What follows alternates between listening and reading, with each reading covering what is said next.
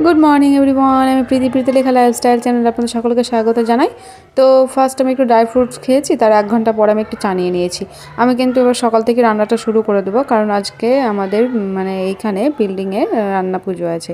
রান্নার পুজোটা হচ্ছে এরকম যে বাড়ির যে কাকিমণি আর কাকু আছেন, ওনারা ভোর 4টেতে গিয়ে বাইরে বেশ মাটির উনান করে এসেছিলো। তারপর সেইখানে বিকেলবেলা ঠিক রান্না হবে।